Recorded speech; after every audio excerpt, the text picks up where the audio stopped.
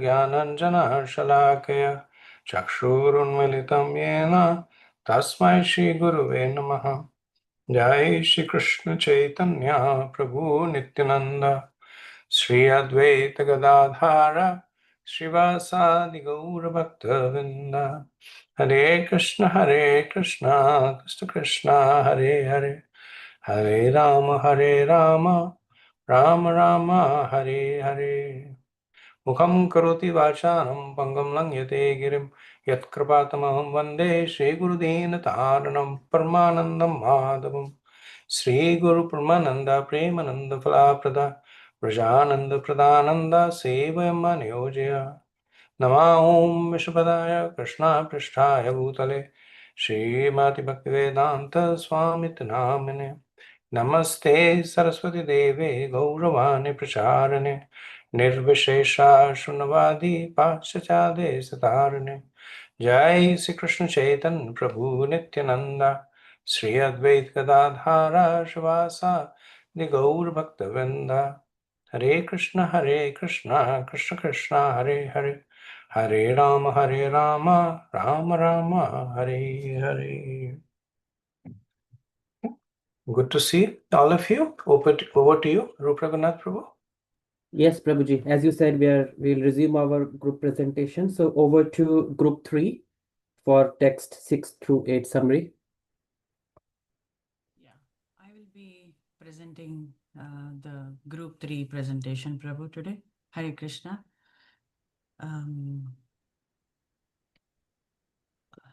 Let me share. And if you can also speak a bit louder, Mataji, we can hear you, but louder will help. Okay. One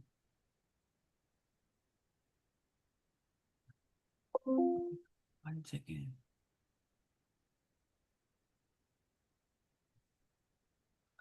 Louder.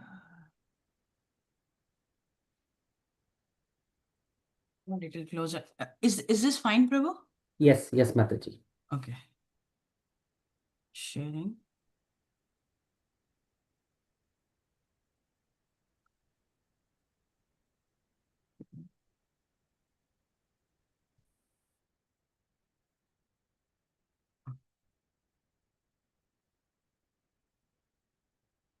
Prabhu, can you see my screen? Yes, Mataji. Okay.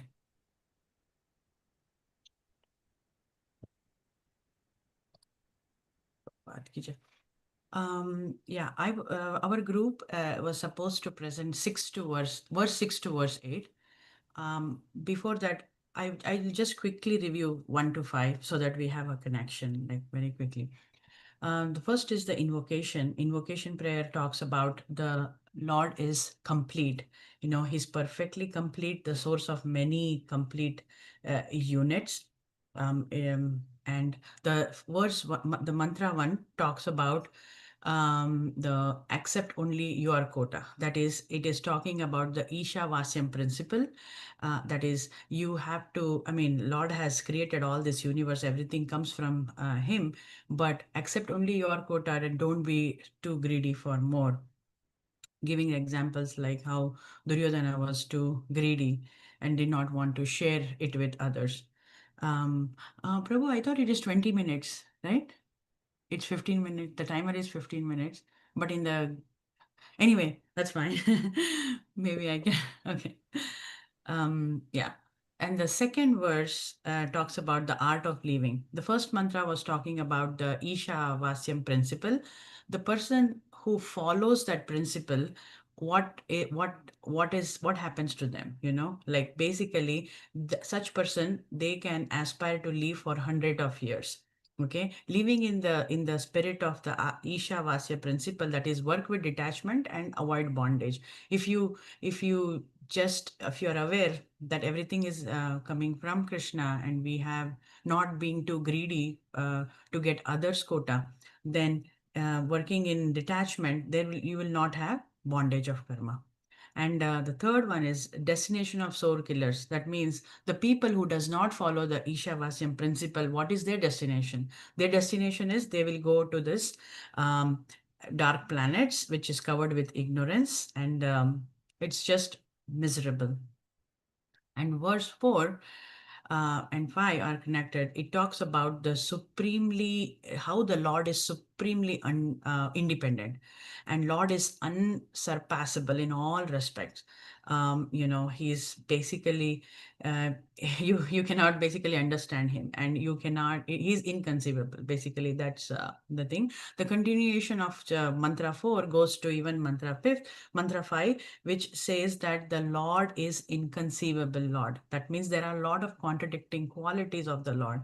The Lord moves but does not move also. And Lord is far away, but he's near. Like we think, oh, to attain Krishna, Krishna is so far, but he's in our heart. But we are not at that level to see and feel that. Um, and he's within everything, and yet he's outside of everything.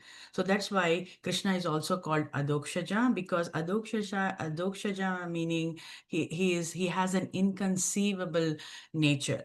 And we can only understand Krishna when he chooses to reveal himself. Otherwise, we cannot understand. Okay, so now beginning our presentation today with mantra 6, verse 6. Basically, it's talking about the devotee's vision, okay, from verse 6 to verse 8. Mantra 6 to mantra 8. In mantra 6, basically, they are seeing, I mean, we will understand seeing God everywhere. This vision of seeing God everywhere is basically a vision of Mahabhagavat, or a pure devotee who sees and who sees Krishna everywhere. So the verse is, यस्तु सर्वाणि भूतानि आत्मानि एव नुपश्यति सर्वभूतेषु चात्मानं ततो न विजुगुप्सते, meaning one who sees everyone and everything in relation to the Lord. Basically, this is a definition of Mahabhagavat. Mahabhagavat means one who sees everyone and everything in relation to the God, and who sees the Supreme Lord in everything, never hates or criticizes. He is a liberated soul.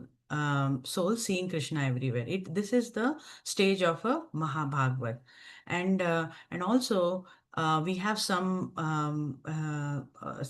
proofs which who sees everybody equal, and Mahabhagavat. What is the state of Mahabhagavat people is in verse what is that Vidya Vinaya Sampande in chapter 5.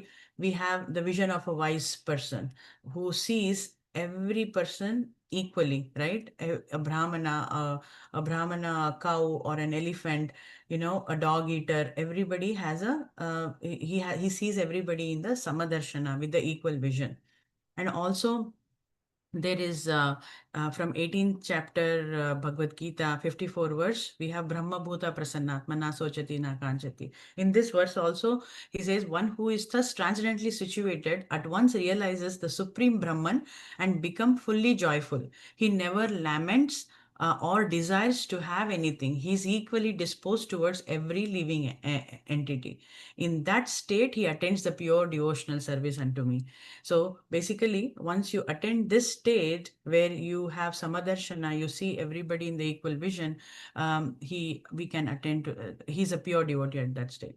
And also Prabhupada explains in the purport, this verse talks about the Uttamadhikari. Prabhupada also gives that there are 3 levels of the devotees based on the faith and the knowledge. That is Kanishta, Madhyama, and Uttama Adhikari. And the Kanishta Adhikari, basically, he's a neophyte level. He has just begin to worship the Lord, and he's not very refined with his dealings with everybody. He does not know, he's still not complete. He doesn't see in everything with the connection of the Lord. Due to this, there is always some quarrels, and also he is just neophyte, so he's materialistic. So he has just begin his process just by starting the worship, and gradually he can elevate. Okay, that's the Kanishta Adhikari. And in Madhyama Adhikari, basically he, like I said, it is these levels are by faith and knowledge. He has full faith, knowledge not so much. At this level, not complete. There is knowledge, but not complete has Uttamadhikari. So here his dealings, at least he deals differently with different people at Madhyama Adhikari level. With the Lord, he offers um, yeah, with the Lord he offers love, that is prema. Okay, and with the devotees he offered maitreya, that is friendship. And with the people who are innocent, he gives kripa, that is mercy. And with the people with upeksha, that is envious people, he ignores them. He does not want to deal with them, and he ignores. And all these three levels are mentioned in 11th canto of Srimad Bhagavatam. So this is how the qualities of Madhyamadhikari is. And the qualities of Uttamadhikari, so basically what we saw just now in this verse, is he has an equal vision, right? He has a spiritual vision where he does not envy anybody. He has kindness. He has compassion to all the living beings, and he has understanding. What is understanding? He has the understanding that there is super soul in every living entity, so he does not discriminate. And um yeah what else, and all these all in different living entities are, he's aware that they are all made up of same earthly elements. So he has all that understanding, knowledge of soul and the super soul. And he also believes Krishna is the universal father. So that's why one who believes this, they also obviously will understand that there is an equal universal brotherhood also when we keep Krishna in center. And then such people are called liberated, because um, they see everything in connection with the Lord. So that's the qualities of Uttamadhikari. And next is, we also saw in the verse, it talks about Anupashyati. And what is Anupashyati? Anu means to follow. Pashyati meaning to observe. So how our acharyas have followed, we have to, how they have observed seeing the world, we need to follow the same way to observe. Okay, so that's what the meaning of Anupashyati. And also, how do we see? Seeing by following the authority. And there is a verse in Srimad Bhagavatam 3.9.11, which says, "Oh my Lord, your devotees can see you through the years by the process of bona fide hearing." So here, seeing means not with our eyes. Seeing is with the ears, that is through Shavanam, by hearing. And thus their hearts become cleansed, and you take your seat there. So when we hear, it will enter our ears, and then through ears it will enter our heart, and it will cleanse our heart, and then God will sit in our heart. You are so merciful to your devotees that you manifest yourself in particular eternal form of transcendence, in which they always think of you. Okay, so um with if we have to follow this Anupashyati, not imitation, that is anukarana. I hope I said right, anukarana, not yeah, you should not imitate, basically. And verse number 7, verse 7 talks about the qualitative oneness. That means, so now we saw the vision of a pure devotee, right? What is the result of that vision? When you have this equal vision, what is the result of that vision is explained in this verse.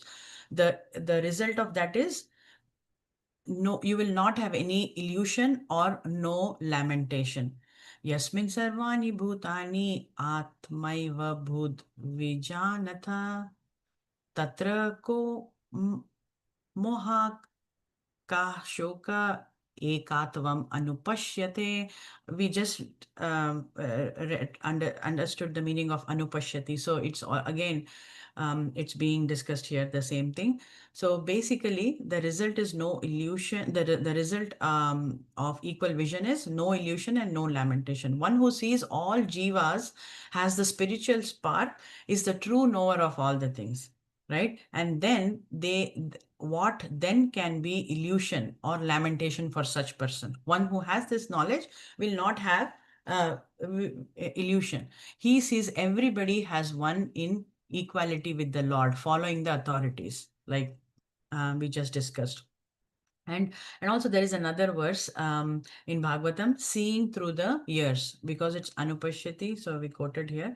So basically what this 1.7.7 verse is saying is, simply by giving oral reception to this Vedic literature, Srimad Bhagavatam, the feeling for loving devotional service to the Lord Krishna, who is Supreme Personality of Godhead, sprouts up at once to extinguish the fire of lamentation, illusion, and fearfulness. So basically, that's this verse also supports the this mantra. And also, again, Prabhupada also gives examples in purport, like a qualitative oneness and quantitative difference. So he talks about the fire and example of fire and water, the vision of oneness. So like how there is fire and there is firefly. The fire has, they both have the same quality, which is heat and light, but the quantity is different. So the qualitative oneness, but the quantitative difference. And Prabhupada also gives another example of water, the drop of ocean water and an ocean. The salt in that drop of ocean water is same, but the quantity is different with one drop and the whole ocean. So when we are influenced with Maya, you know, when we are under the influence of Maya, we always see the difference, basically. Uh, and also perfect oneness, that is enjoyment on the spiritual platform. So basically, what here is to attain surrender to attain spiritual vision. If we need to have the spiritual vision, we need to surrender to the Lord. Unless we don't surrender, we will not have this spiritual vision. Oops. Uh, and that is from the Bhagavad Gita verse, Devi Esha Gunamai. The divine energy of mind consists of three modes of material nature, is difficult to overcome. But those who have surrendered to me can easily cross by it. So surrendering to the Lord will give this spiritual vision. And also we understand that how rarity of understanding one's spiritual vision. This is not very common, having the spiritual vision, and that is supported by Bhagavad Gita verse 7.119. That is Bahunam Janmani Ante. After many births and deaths, he who is actually in the knowledge surrenders unto me, knowing me to be the cause of all causes and all that is. Such a great soul is very rare. So the rarity's proof is also here. And this is the last mantra, mantra 8. It talks about God's all eternal qualities. Attaining the Lord who has, this is understanding all his divine qualities. So the verse is, it says, Saprayat, that is such a qualified person, what we just, that is, who is a pure devotee, who is Mahabhagavat, right? A liberated, yeah, who is Mahabhagavat, factually knows and attains the Lord who is, so what are the God's qualities being explained? That is Sukram. Sukram means he is omnipresent. Omnipresent, he can do any activity with any limb of his divine body. Like we offer bhoga, right? He doesn't have to eat with hands. He can do anything with any part of the body. He can even just glance and we get purified. And Akayam, without material body, his body and soul are non-different. Kayam means body, right? Akayam means it does not have a material body. Lord has the spiritual body. It does not deteriorate like our material body. Avaranam means without injury. God has no faults in him. He is perfect. And then as Asnaviram, without veins, because when his body is not material, there is no question of veins. And Shuddham, he is pure, he's the purest, that is without any contamination or impurities. Apapa Vidham, uncontaminated by anything like sin or piety. And Kavir, he is omnipresent, omniscient. He's omniscient, he's present everywhere, he knows everything, what is going on everywhere. Yeah, everywhere he's present. Next is Manisi. He's intelligent. He knows everything. He's a philosopher. He knows all the knowledge. And continuing, he is Paribhu, the greatest and the controller of all. We know this from Bhagavad Gita chapters, sorry, 5 point peace formula 5.29, 28 or 29. So we know that he's a supreme controller, proprietor, and all that. And Swayambhur, self-sufficient, or yeah, he's not dependent, he's independent. And then he has been fulfilling everyone's desire since time immemorial. And this desire we know from Bhagavad Gita, chapter 6, 6 point, I think 13 to 17, where the soul desires, then the Lord has to approve, right? The Paramatma approves or sanctions based on his qualification and all that. So he's been doing this from time immemorial. So that's this verse. And also in the purport, there are some things explained. I think I have time, right, Prabhu? So 2-3 minutes. Okay. In Prabhupada's purport, so basically, Krishna, he's a person with a beautiful form. So the proof for that, he has a spiritual form, and we know he is a complete whole, and there is no material form. His body is not material. We know this, the support, the proof for this is from the Srimad Bhagavatam. Badahapiram natavara vapu karnayo karnikaram biprad vasa kanaka kapisam vaijan Chamalam Randhran Venor Adhara Sudhaya Purayan Gopa Vrindair Vrindaranyam Swapada Ramanam Pravishad Gita Kriti. So basically, this verse talks about how beautiful Krishna is. Krishna is just looks like a drama artist when he's walking. When you see a person walking with a blue color body with a peacock feather on his head, and with the flute, with the beautiful lips, and when he's entering the forest of Vrindavan with his footprints, and through the holes of the flute, when the nectar is going and all the cowherd boys are enjoying, so all these glories are explained here. So how can we say he has no form? Right, that's the proof for this. And there's another verse, Srimad Bhagavatam 10.44.14. I will not read the verse. What austerities must the gopis have performed?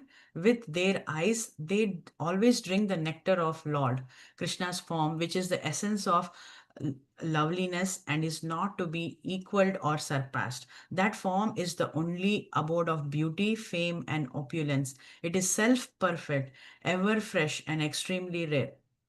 So in this verse, we can see all the 6 aspects of Krishna's beauty. His fame, opulent, self-perfect, fresh, and extremely rare. So all this beauty we can see. So definitely Lord has fame. Over Prabhu, just 2 more slides. Um,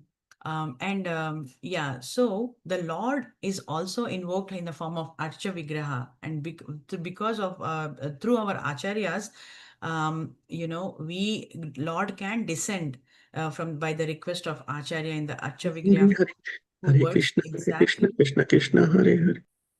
um, Works exactly as the Lord does. So Archa Vigraha is also non-different. He's Lord himself. Okay, we can approach him by the worship, and he also accepts our service. All the devotees that they give service, but seen as material by the imperfect eyes. The people who are ignorant or Kanishta Adhikaris, they can think this is a material form, but he is not. He is invoked by acharyas. So.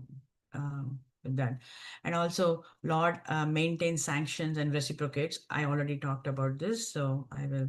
And then he's the greatest of all. And here, basically, in this line item, Prabhupada is telling that begging, if the jivas were equal to the Lord and are also omnipotent and omniscient, then they need not beg for him, even for so-called liberation. So why do we have to beg for liberation? And then he is self-sufficient, independent, beyond reapproach. So when people see the Ras Leela, they always find faults. But when they see Gordon Leela, they say, "Oh, Lord is so divine," right? It's the same Lord performing this. So how is there a difference? He is self-sufficient, okay? And another example is, when Krishna steals. Um, so basically, these are the examples of avaram, which is like no fault. God has no fault. And the other example is like Krishna can steal the clothes of gopis, but on the other side, he can give unlimited clothes for Draupadi, right? So if that is glorified and this is found, always they find fault. So he is faultless. That's what it is, and he is supremely pure. Um, Nobody can contaminate him, and he's just like sun, like how sun extracts all the moisture. It can be from water, it can be from stool and urine, but still the sun doesn't get affected by it. The similarly, Lord is like sun. So basically, yes, yes, Prabhu. So this is the quick summary of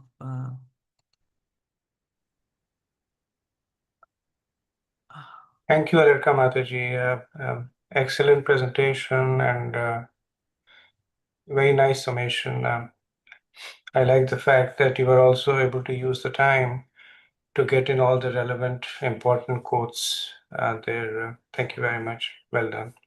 Thank you, Prabhu. Okay, over to group number 4.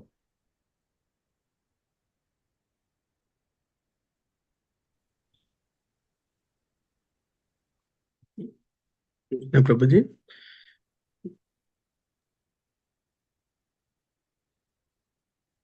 Yeah, we can see your screen, Prabhu.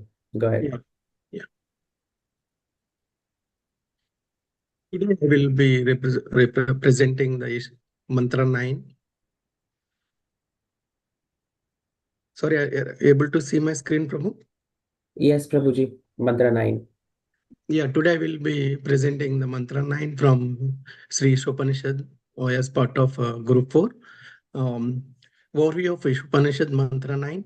A mantra 9 evaluates ignorance and knowledge. Those who engage in the culture of nescient activities shall enter into the darkest region of ignorance. Worse still are those engaged in the culture of so-called knowledge. Mantra 9 discusses two kinds of people who lack knowledge of Krishna, those who are simply ignorant, and those who are followers of material scholarship, thinking it the end all of knowledge. Both kinds of people disregard the Lord's proprietorship and consequently are disgraded into the darkest region of ignorance. Mantra 9 says avidya takes to darkness and vidya to greater darkness. What is vidya and avidya? Here, real vidya is understanding is the Ishavasya principle that is controlled by the Lord. Forgetfulness of the Ishavasya principle is avidya. In this verse, both Vidya and Avidya both are in the context of those who are ignorant of the Ishavasya principle. Avidya is the ignorance of the Ishavasya principle. Vidya is the misunderstanding the Ishavasya principle, so-called knowledge. The profitless pursuit of sense gratification is the worship of Avidya. Avidyam upasate. The analysis of the purport mantra 9 here categorized by three ways. The Y is the Vidya verse, then Avidya, Avidyam Upasate, Vidyam Radaha. Vidyam Radaha category says three types of people there: godless, godless modern education, Veda Vadarathas, Maya Prata Jnana. Why Vidya is worse than Avidya? One who cultivates ignorance go down and who cultivates knowledge go even further down. Avidya or ignorance is undoubtedly dangerous, but Vidya or knowledge even more dangerous when mistaken or misguided. One who is ignorance, Avidya, and simply misleads himself. But one who is knowledge, Vidya, they can mislead others. For example, Prabhupada gives the cobra with a jewel. Avidya has the innocence of ignorance, but with Vidya there is the malice of knowledge. For example, when child does some mistake, it's ignorance of child. In Vidya there is a potential. A person in Avidya is open to Vidya, the real knowledge, but a person is Vidya, he feels I already know. For example, decorating a dead body. Avidyam upasate, that means ignorant. According to Vishnu Purana, says 6.7.61, Avidya is equated to with karma. Their third energy called avidya or karma. Their suffering is because assumption in the dharma and karma without moksha, no liberation for them. According to Mundaka Upanishad, the continual suffering of those engaged only in karma. Those who practice individual karma of 18 parts are like unsteady boats with their absorption in sacrifices. These foolish persons who rejoice that is in the highest goal attain old age and death repeatedly. Janma, Mrityu, Jara, Vyadhi. Those who are performing karma without proper Atma Jnana. Pious karmis outlive Vikram sinful. Srila Prabhupada says there are like ashes. In Bhagavad Gita says 7.15, carry load that does not belongs to them. Carry load for grass, which is available anywhere. They are very stubborn. You can preach to them, but no impact. By the Ishavasya principle, Krishna already provided for everyone to live as per quota, but they will work hard to get their quota. Washerman motivates the ass by tie carrot in front of them, enjoying the eating, beating in their pursuit of sex. Vidyam Radaha, so-called knowledge. That means engaged in the study of Vedas. Vedas are two types of Vedas. Jada Vidya, which cannot move, that is matter. Studies the movement of the object. For example, study of stone or stone rolling of stone. Both are useless. Brahma Vidya, which moves. Knowledge that studies what moves the object. This will look at the hand of the person that causing the study stone to move. Vidya means to study the movement without studying the cause of the movement. When rock is moving, they will focus completely on why is this rock is moving so much speed, but they will not study the cause of the movement. Scientist does not see the hand behind the cause. Condemned because they are ignorant of the actual purpose of the Vedas on account of their dissolving the acharyas. Vidyam Rata is it is continued. The real purpose of knowledge is to know Krishna, but they divert the purpose of by misinterpreting the Vedas, Veda Vada Rata. Study only Karma Kanda to enjoy piously. They know Vedas but not Vedanta, rejecting the Vedas under the illusion. They are impersonalists, jnanis who do not come in the Guru Parampara are condemned. Even more condemned because they lead to atheism. Mundane scientists who follow the pursuit of knowledge that has no real benefit. They use they use the knowledge to increase the temporary comforts. The Kurma Purana explains that this not only applies to those who cultivate incomplete knowledge, but also extend those who do not condemn such people. Modern godless education. To be ignorant is bad. General populace. To be ignorant and claim to be knowledgeable is worse. Studying the movement of rock without studying the cause of movement. To be ignorant, claim to be knowledgeable and criticize those who are in the knowledge is worst. Vedavata Rataha. They mistaking the secondary message of the Vedas as primary message, misinterpret the Vedas and actively misguide other people. Tato bhuya ivete tamaho. Maya paharita jnana. Mayavadis do not know about Bhagavan. Mayavadis imagine Bhagavan to be temporary manifestation of the Brahman. Sanatan Dharma, God's personal descent, study of the Lord and his personal descent. Unique boon made, unique born, evil by impostors. There are two types, karma and jnana. As per the acharyas, this verse condemns the exclusive performance of karma and jnana. The performance karma without jnana is considered as avidya. Mindless performance of activities, whether they are sukarma or vikarma. Jnanis is atma jnana.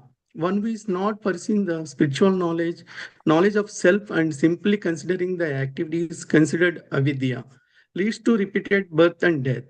Ignorant about their higher purpose of life and are thus condemned. The performance of the jnana without karma is considered as vidya, simply speculating mentally but not performing any purificatory activities. It leads to the monism. Convinced about the incorrect goal of the life, they are even more condemned. Implicit message is to perform karma and jnana together. There are two types of destination in the verse. Adam tamaha pravisanti, repeated birth and death. These people can go to three places.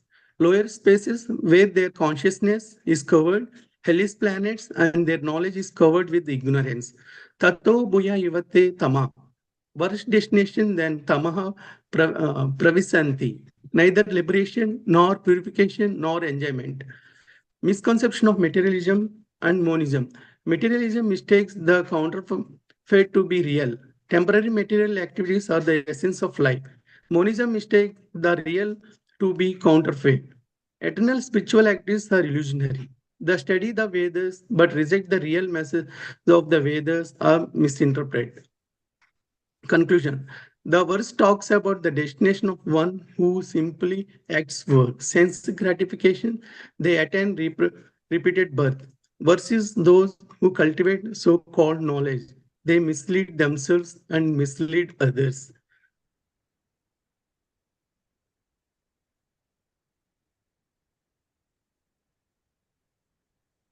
Mantra 10 will given by Sudha Das.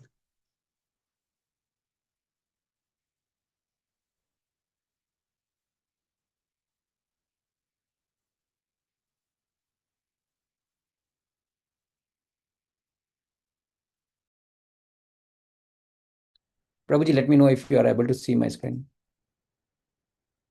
Yeah. So, Sri Ishopanishad Mantra 10, which talks about the destination of Vidya and Avidya. The results of Vidya and Avidya cannot be the same. That is explained by this mantra. Anyad Ivahur Vidya, Anyad Ahur Avidya. One result is derived from the culture of knowledge, Vidya or Gyan, and a different result is derived from the culture of science, Avidya or Karma. Iti Sushurma Dhiranam Ye Nas Tad Vichacha Kshire. Thus, we have heard from the wise who have explained it to us. It means that this scripture has come in parampara. So, comparing the knowledge with avidya, it present in previous verse, it said that both vidya and avidya leads to dark destination or degraded destination, andham tamaha. But in verse 10, it is said that destination will be different based on vidya and avidya. And it is differ because of mysterious knowledge of Upanishads, and they speak in metaphors and also speak in a context sensitive. So there are three types of context has been discussed and explained by Prabhuji. So which is like in mantra 9, avidya, which basically ignorant pursuit of for sense gratification, which is karma without gyan, and vidya, which is knowledge of pursuing impersonalism, where gyan without karma, like mental speculations. And in mantra 10, pursuit of impersonalism or sense gratification. So either of will be prominent, like karma or gyan. And in vidya, basically pursuit of transcendence, where karma and jnana both are applied, and which is like realized knowledge or vijnana. In mantra 11, knowledge pursuing for bodily maintenance, which is varnashrama dharma, and which is vidya, which basically is knowledge for pursuing Krishna consciousness bhakti.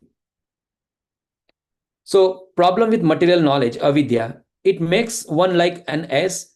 The youth no longer respect elders and teachers. Universities become center of new science. Scientists become busy discovering lethal weapons to wipe out the existence of other countries.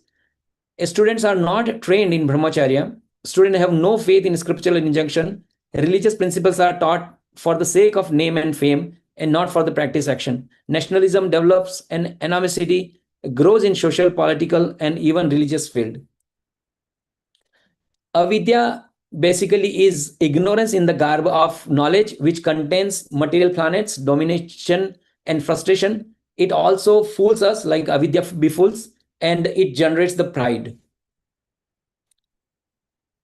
So in mantra 10, summary explanation and purport analysis of mantra 10, which is basically mantra 10 warns us about dangers of ignorance and describes the glories of the real knowledge. And Prabhupada basically categorizes this purport in three sections, which is vidya leads to desirable qualities, which is paragraph 1 and 2.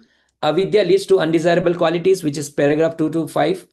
And only Dhira can teach Vidya from paragraph 6 to 9. What is Vidya? Vidya is acquired from bona fide disciplic succession. It is actively cultivated karma based on jnana, that is vigyan, that is realized knowledge. Srila Prabhupada has taken 20 items of knowledge from Bhagavad Gita 13 chapter 8 to 12 and defined the real knowledge in 18 items. Krishna described the 20 aspects of knowledge in Bhagavad Gita and says that only these items are object of knowledge. Etaj jnanam iti praktam. Everything else is nescience. Agyanam yad ato anyatha. Items of objects of knowledge are described in details below.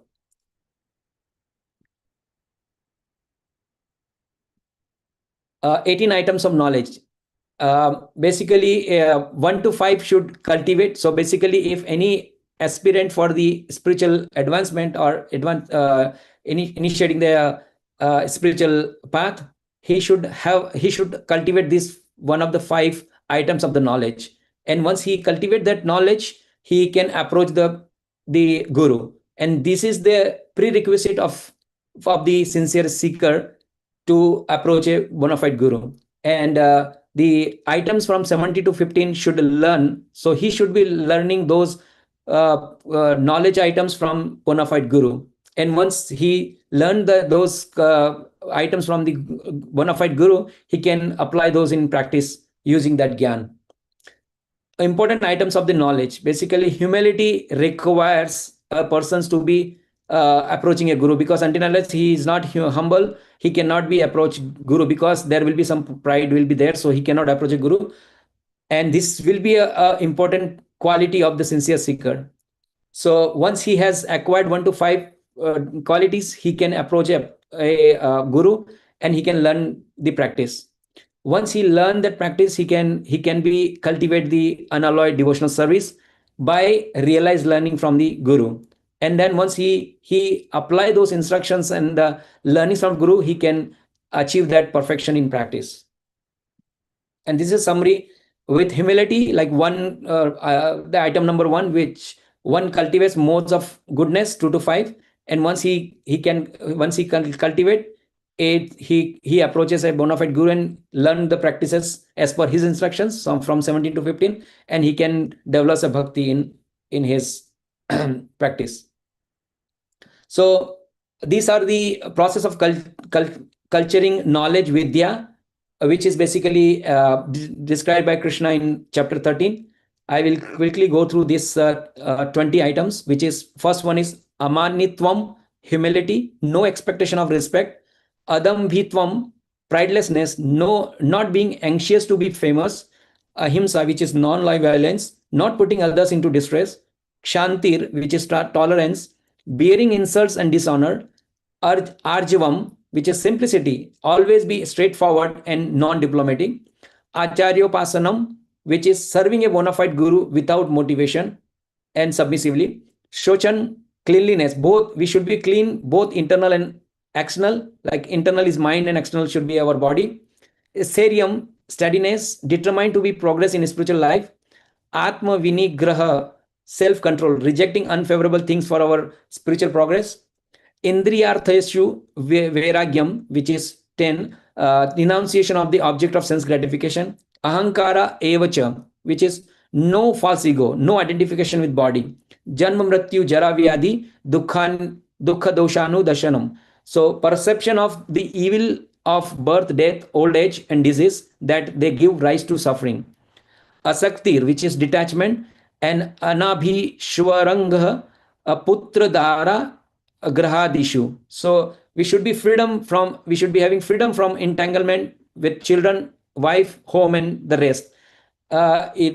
This item is basically, we should not be too much attached to our family life, but we should be like ready to detach whenever it is required. So nityam cha sama chittavam ishtanishto pa pattishu, which is even mindedness amid pleasant and unpleasant events. Mai chananya yogena bhaktir avabhicharini, constant and unalloyed devotion to me with undeviating attention. Vivikta Desha Sevitvam, secluded living in devotee association. Aratir Jana Samshadi, detachment from the general mass of people. Adhyatma Jnana Nityatvam, accepting the importance of self-realization. Tattva Jnanartha Darshanam, which is philosophical search for the absolute truth. And this is said by Krishna. Krishna is saying that etat jnanam iti proktam ajnanam yad ato anyata. All this I declare to be knowledge, and beside this, whatever there may be, is ignorance. I'll skip couple of slides, which because this is just a elaborate explanation of the 20 items from the above list. Now, after having that vidya, how we can, how we can attain that vidya from a dhira. So Sri Ishopanishad wants us of this faulty type of education, which is avidya, and the Bhagavad Gita gives instruction as to the development of real knowledge. This mantra states that instruction of vidya, which is knowledge, must be acquired from a dhira. And what is dhira? A dhira is one who is not disturbed by material illusion. Arjuna, for example, become a dhira by submissively hearing from Lord Shri Krishna, the personality of Godhead himself. Thus, the perfect disciple must be like Arjuna, and the spiritual master must be as good as the Lord himself. This is the process of learning vidya, knowledge from a dhira. How we can attain vidya in this Kali Yuga? Submissing hearing from superior authority, following the regulative principles, and taking shelter of a bona fide guru. And in this case, a perfect example of dhira, which is Srila Prabhupada, and the right side you can see adhira, which is like a pretender. Thank you. Hare Krishna.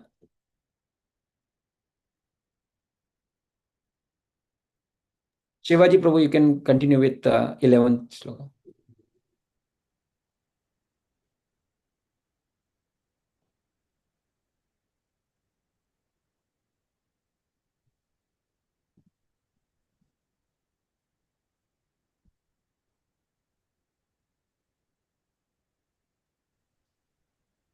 Hare Krishna.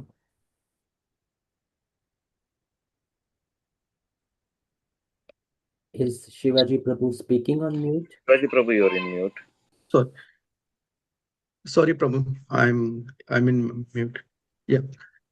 I'm continuing Sri Ishopanishad Mantra 11. Translation: only one who can learn the process of nescience and that of transcendental knowledge side by side can transcend the influence of repeated birth and death and enjoy the full blessing of immortality. In Mantra 9, it says the reject both avidya and vidya, and Mantra 10 says reject avidya and accept vidya. Mantra 11 says accept both avidya and vidya. The main theme of Mantra 11 is the problem of the repeated birth and death cannot be solved by the advancement of material knowledge, but only by the culture of the transcendental knowledge. Vidya, all acts performed for spiritual advancement, jnana and bhakti. Avidya, acts that leading to spiritual advancement, acts in varnashrama dharma. To summarize, the vidya is the worship of Krishna. Avidya is the karma as a secondary practice. One who knows them both and practice them both impartially makes real advancement. Use Varnashrama Dharma as a supporting anga to the practice of bhakti. This facilitates a spiritual attachment by simultaneously developing material detachment. Cultivating the avidya means understand what ignorance is and to stay away from it. This is achieved by Varnashrama Dharma through the learning of the regulative principles from Shastra and by the instructions of spiritual master. This material body is a lump of ignorance. Maintain this material body by using it in the service of Krishna to make spiritual advancement.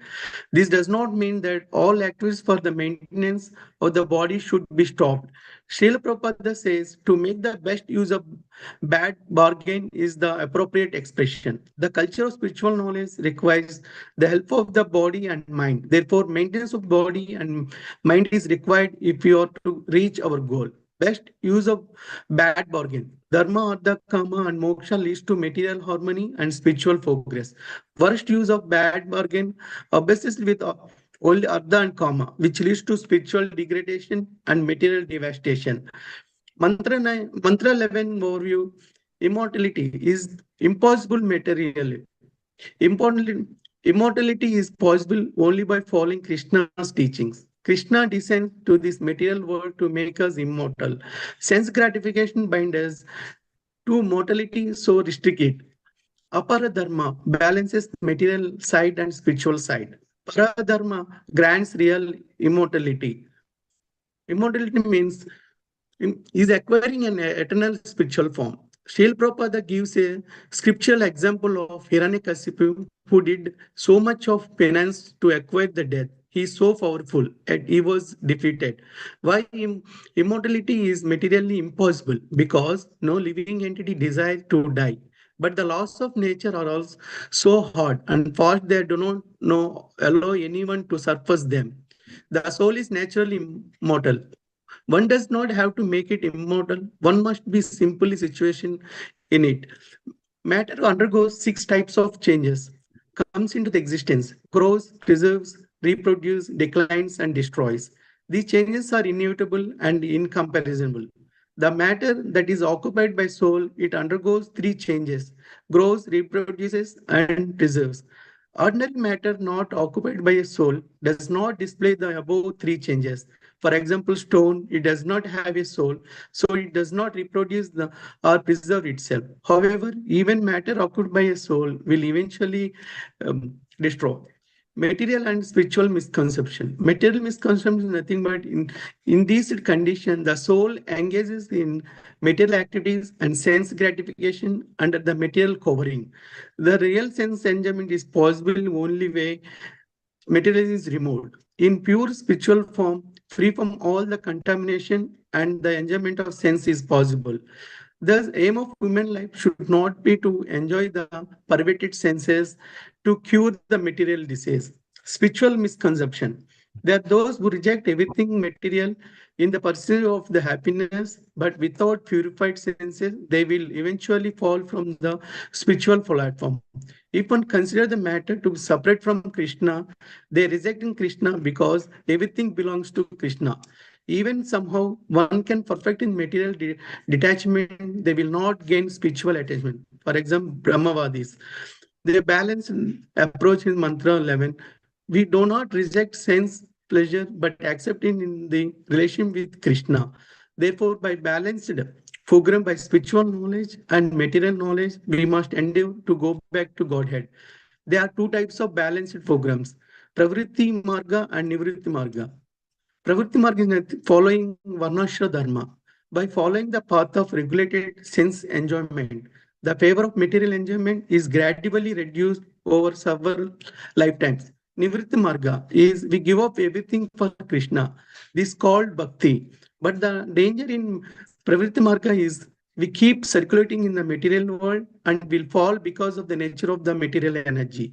The recommendation is balanced approach of Pravritti and Nivritti Marga. Use Varnashram Dharma for regulated enjoyment of the senses while pursuing the spiritual advancement Bhakti. Balanced approach is to use material senses for spiritual purposes. For example, tongue used to eat Krishna Prasadam. Conclusion. Follow Varnashra Dharma, Avidya to develop material detachment through regulated material enjoyment, Pravritti Marga. Follow Bhagavata Dharma, Vidya to develop spiritual attachment, Nivritti Marga, by seeing matter in the context of Krishna. Recommendation is to follow the both Bhagavata Dharma, Vidya, and Varnashrama Dharma, Avidya as the supporting Anga. Hare Krishna. Prabhu, sorry for the presentations took 5 minutes extra. That's okay, Prabhu. I think the team did a excellent job in summarizing everything and relating it one another. So it gave a very clear, crisp flow between the mantras. Thank you so much. Hare Krishna. Hare Krishna, Prabhu. Thank you.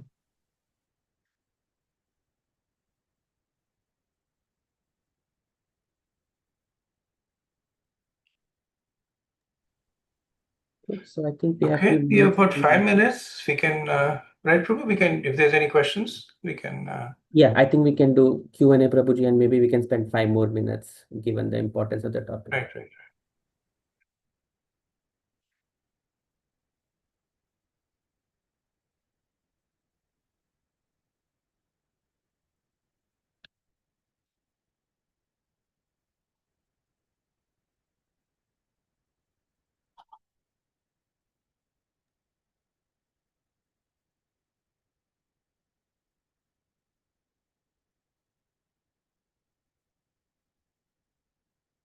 Yes, Prabhu, please go ahead.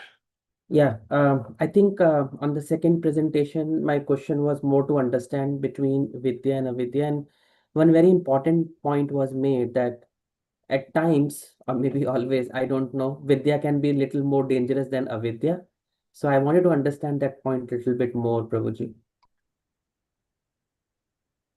Thank you, Prabhu. I think that kind of goes to the essence of this development of Vidya and Avidya. So in Mantra 9, it says that Avidya is bad and Vidya is worse. That's the point that you're making. And then Srila Prabhupada illustrates it with the example of a cobra with a jewel on its hood. So the point he makes is that if there is a regular snake, people know it's poisonous and they will stay clear of it. But if it is attractive with a jewel, people will approach it and they'll get bitten. So if there is somebody that is obviously ignorant, then people will not take that person seriously.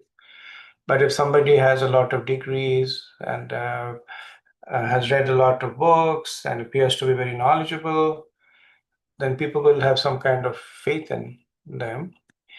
And if they are giving incorrect knowledge, then they're actually actively misleading people. And so Prabhupada then divides it into 3 categories. One is people who are just in ignorance themselves. Then second is people who are in ignorance, and they condemn the ones who are in knowledge. Right? And then the third is people who are in ignorance, and they actively condemn the people in knowledge, and they also actively lead people towards the way of ignorance. Right? So one is like an innocent materialist. Person is in ignorance, he doesn't have anything to do with spirituality, he just goes by his path. Second is like the scientist, and they basically have material knowledge, and with that they give the appearance of having a lot of knowledge and attracting people to the material aspect. And the third are like Mayavadis and impersonalists, that they have knowledge and they also actively condemn those who have real knowledge, right? And each one of them is successively more dangerous, right? So that essentially is what is the flow between these 3 verses, right? The vidya in the first becomes avidya in verse 9, and so on. Thank you so much, Prabhuji. Thank you, Prabhu. Yeah, so we'll take the last question from Sri Padma. Please go ahead. Hare Krishna Prabhu. I have a question on mantra 5. I was listening again. And antaryami, does it just means super soul? Because they were talking that Krishna lives in each and every atom. It does. It does refer to the super soul, and in a broader context, because generally what we say is that the super soul resides in the heart, accompanying the soul. That's the general understanding. But it is also understood that within each atom, there is also a soul and a super soul. So this point is made by Prabhupada, that why is matter following certain rules? If matter is indeed jad, then it should not submit itself to all these very, very precise rules, laws of gravitation, Because if you look at it, matter doesn't know anything. Why does it have to follow a rule? So, I mean, there is somebody making it follow that rule. So the point is made is that there is a super soul that is there in each atom that is making sure that it follow the rules. And then Prabhupada makes the point, but the super soul is never alone. The super soul accompanies the soul, right? Now, again, these are souls which are with a much lower level of consciousness, but they are jivas. But because of past sinful activities, whatever, their consciousness is covered to an extent that all that they do is that they create these kinds of very, very limited consciousness in matter. Right? So it kind of broadens our understanding. Now, generally speaking, 99.99% of the time, when the reference is made to Jiva and Paramatma, it is to what understanding is that within the heart of every living entity, there is a soul and there is a super soul. Yeah. Thank you, Prabhu. I'm sorry. So, am I getting it right that each, like we have atoms and molecules in our body, each and every atom and molecule resides the super soul and a soul? But would That the soul be our soul that resides in the molecules in our body? Just a lower. every soul is distinct. So different jiva, different karmic activities, different destinations. So just like when the soul commits sinful activities, it falls from a human to an animal form, right? So the consciousness goes down, or from animal to plant form, the consciousness further goes down. In extreme cases, it falls to creating consciousness in matter. Right? But they're distinct jivas, different karmas, and eventually these jivas will go through the cycle of transmigration and then ultimately come to the human form of life, where they then have the choice to render make spiritual advancements. Thank you, Prabhu. Thank you so much, Hare Krishna. Hare Krishna. Okay, thank you. We'll end over here. Vanchakalpatarubhyascha kripa sindhubhya eva cha patitanam pavanebhyo vaishnavebhyo namo namah. Anant Koti Vaishnav ki jai. Yeah. Shri Prabhupada ki Jai. jai. Gaur Pranande. Hare Hare Hare Hare Hare Krishna. Bo. Hare Krishna, Prabhu. Thank you. Thank you, Krishna Prabhu. Prabhu. Hare Thank you, Prabhu. Thank you Hare very Krishna. much. Hare Krishna.